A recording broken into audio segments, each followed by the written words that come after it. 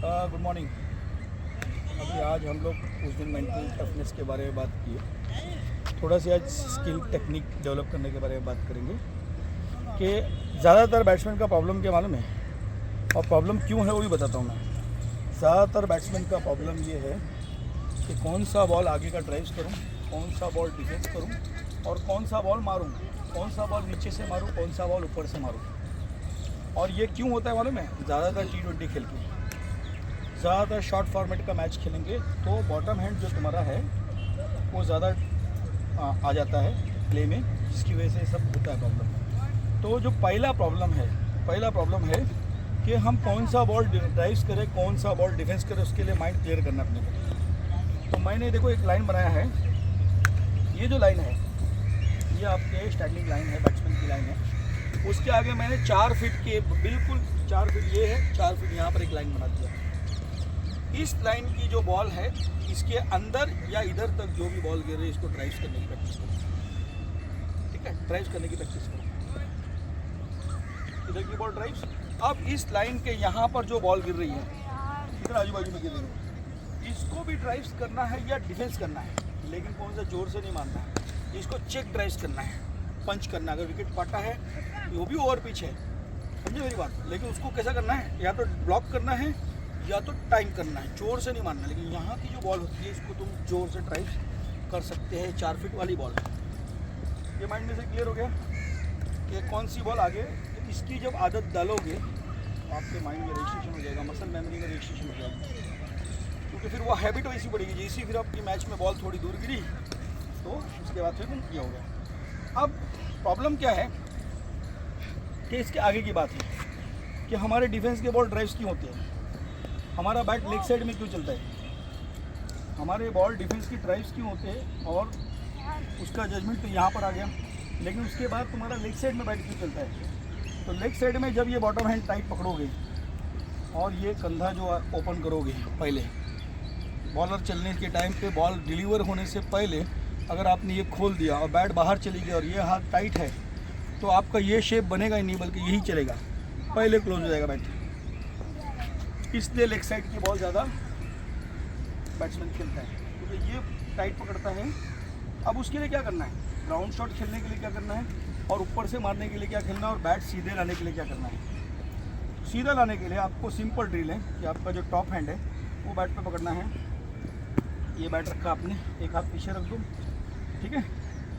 ये 3 बॉल आपने सीधी bat drive किया, देखो सीधे। अब मेरा क्या आ रहा है इसमें मालूम है, ये जो कॉकिंग है, ये जो हाथ की कॉकिंग है, ये एक्सटेंशन हो रही है। क्या हो रही है, इधर से आ जाओ साइड में, ये देखो, ये ड्राइव में ये एक्सटेंशन हो रही है, ये हो रही है, और यही डोमिनेट कर रही है। आप जो अच्छे शॉट्स मारते हो ना, ड्राइव्स करते हो, तो इसमें पावर से ज़्यादा टाइमिंग और बैट स्पीड का काम है।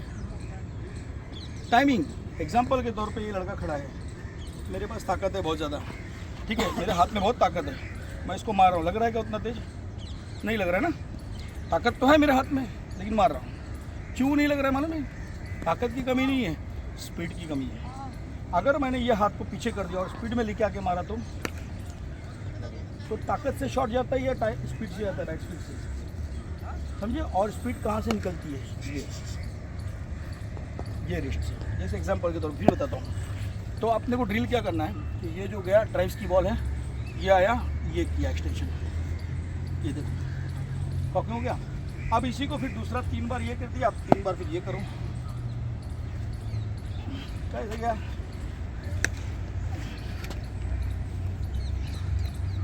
समझिए। अब यही बॉल अगर दूर हो गई तब उसके बाद तुमने क्या किया, उसको एक्सटेंशन किया। अब ड्राइव्स करने के टाइम पे हैंडल जो होता है आगे होता है और बैट जो होती है पीछे होती है। इधर सामने से आ जाओ। डिफेंस और ड्राइव्स करने के टाइम पे आपकी बैट जो है वो हैंडल आगे होता है और बैट जो है वो पीछे होती है, तो आपके ड्राइव्स नीचे से जाते हैं, समझ गए। और ड्राइव्स का पावर कहाँ से होता है, लास्ट मोमेंट पे ये करने से। लेकिन मिलने के टाइम पे, बॉल के मिलने के टाइम पे, इसीलिए टाइमिंग बोलते हैं, ये जो है ना, ये हैंडल आगे और ये, और जैसे ही आपको वही शॉट ऊपर से मारना है, थोड़ा सी दूर हो गई बॉल, तब उसके बाद फिर सेम चीज़ें आपको हैंडल पीछे और बैट आगे होगी। वो कहाँ गया? Is it clear? कोई डाउट है माइंड में? क्या बोला मैंने कि डिफेंस और ड्राइव्स करने के टाइम पे हैंडल जो है वो आगे रहेगा। तो वो कौन सी बॉलों को आप ड्राइव कर सकते हैं, कौन सी बॉल को कंट्रोल में कर सकते हैं जो 4 फीट के आगे है। और वो कब कर सकते हैं? जब वो आदत डालेंगे तब। और उसके बाद जैसे ही आपको वो बॉल ऊपर से मारना है तो फिर आप सेट हो गए, तो फिर हैंडल पीछे, बैट आगे। तो ये बॉल ऊपर से जाती है। ऊपर से जाती क्यों है? एक ये रीज़न। दूसरी ये है कि हमारी जजमेंट नहीं है कौन सी बॉल आगे की है, कौन सी बॉल पीछे की है, उसके लिए परेशान है। और दूसरी बात ये है कि आपका जो लेग साइड बॉल जाता है, बैट जाता है, उसके लिए बॉटम हैंड और शोल्डर ओपन। ये ओपन करेंगे तो बैट इधर नहीं जाती, शेप नहीं बनता है। ये लास्ट मोमेंट पे ये घूम जाती क्योंकि ये खुल गया है। ये पहले नहीं दिखाना है। छोटी छोटी चीज़ें हैं, ध्यान देना है। और उसके बाद फिर आता है आपका फुटवर्क। फुटवर्क बहुत इंपॉर्टेंट है कि आपको फुटवर्क कब लेना है, कैसे लेना है, समझे? तो इस तरीके से ड्रिल्स करना पड़ेगा। ये आए, ये आए। अब होता क्या है कि पैर आगे क्यों नहीं जाता है लोगों का? लोग बोलते हैं पैर मेरा आगे नहीं जाता है। इसलिए नहीं जाता है कि आगे वाला जो पैर का टो है वो तुम्हारा पहले आ जाता है प्ले में। जैसे ही तुम्हारा आगे वाला पैर पहले आ गया तो बॉडी वेट किस पे ट्रांसफ़र हो गया? Front foot. अब उसके बाद इसको वापस इस पैर पे लेके जाएंगे वेट ट्रांसफ़र करके, तभी आगे जाएगा। इसीलिए जब हम ड्रिल्स करते हैं, नॉकिंग करते हैं, या तो आप बैक फुट के ऊपर आप इनिशियल मूवमेंट ले रहे तो भी चलेगा, या तो बैक कनेक्ट क्रॉस जा रहे तो भी चलेगा, लेकिन आपका पैर खाली होना चाहिए। दोनों पैर पे इक्वल बैलेंस होना चाहिए। एग्जांपल के तौर पे ये मेरा सरफराज वाला ड्रिल है। ये पैर खाली है, हो गया। अब बैक का नेक क्रॉस वाला है, खाली था। समझ गया मेरी बात? तो छोटी छोटी सी चीज़ है। कॉकिंग इससे, शॉट्स कहाँ से लगते हैं? पावर से नहीं लगते, बैट स्पीड से लगते हैं और टाइमिंग से लगते हैं। समझ रहे मेरी बात? जैसे अभी एग्जांपल देके दिखाया, मार के दिखाया मैंने आपको, समझे? वो ना बड़े बड़े बॉडी बिल्डर क्यों नहीं क्रिकेट खेलते हैं? और एक टाइम था वेस्ट इंडीज़ का क्रिकेट 2 बार वर्ल्ड कप जीता। दोनों बार जो वर्ल्ड कप वेस्ट इंडीज़ जीती है, उस वक्त लोगों के पास दिमाग नहीं था, ताकत भी उनकी ऐसी नहीं थी। तो उनकी स्पीड देखो, 83 फिल्म देख लो, ऐसे ऐसे थे सब। तो उस वक्त का क्रिकेट क्या था? चालाक क्रिकेट नहीं था। आज वेस्ट इंडीज़ का है, अब सब लोगों के पास चालाकी आ गई। सब पकड़ते हैं, रीड करते हैं, वीडियो देखते हैं कि कौन कहाँ फंस रहा है, वो बॉलें डालेंगे। आप अगर मान लो बहुत अच्छे बैट्समैन है ना, तो देखेंगे किस साइड बनाया रन, ऑफ साइड में बनाया, तो वो ऑफ साइड नहीं डालेंगे। बोलेंगे 120 बॉल में इसने सेंचुरी मारा, इसको 250 बॉल खिलाऊंगा मैं। हो सकता है उसमें गलती कर दें। पेशेंस का टेस्ट लेते हैं, समझ रहे कि नहीं? आपके टेम्परामेंट का टेस्ट लेते हैं। स्पिनर को फंस रहा है, स्पिनर के डाल देंगे। कोई आपको जैसे जैसे आप आगे जाओगे चैलेंज बढ़ने वाले हैं। और आपका स्किल अगर आपने डेवलप नहीं किया, आपने आपकी टेक्निक पे ध्यान नहीं दिया, तो आप फंस जाओगे। और अगर आपका स्किल आपने अपडेट और रिफ्रेश मारते गए तो आप उस चैलेंज से निकलोगे। इसके लिए हमेशा एक अच्छे एटमॉस्फेयर में प्रैक्टिस होना बहुत ज़रूरी है और डिस्कस करने, वरना मेहनत तो सब कर रहे हैं। मेहनत गधा भी करता है, घोड़े की लाइन में क्यों नहीं आता है? क्योंकि मेहनत करने का तरीका भी होना चाहिए, समझे कि नस्ल भी होनी चाहिए। घोड़े की नस्ल होना चाहिए और तरीका भी होना चाहिए ना। मेहनत तो हर जगह कोई प्रैक्टिस करता है ना, पूरा सब क्यों नहीं आगे बढ़ते? क्या रीज़न है? क्योंकि उनको गाइडेंस नहीं मिलती, उनको प्रॉपर एटमॉस्फेयर नहीं मिलता, कोई बताने वाला नहीं मिलता, या जो बताने वाला है वो खुद खेला नहीं है, या तो फिर वैसी प्रैक्टिस नहीं मिलती। बहुत ज़्यादा गर्दी है, बहुत ज़्यादा वो है, तो उसके अंदर गुम हो जाता है बच्चा।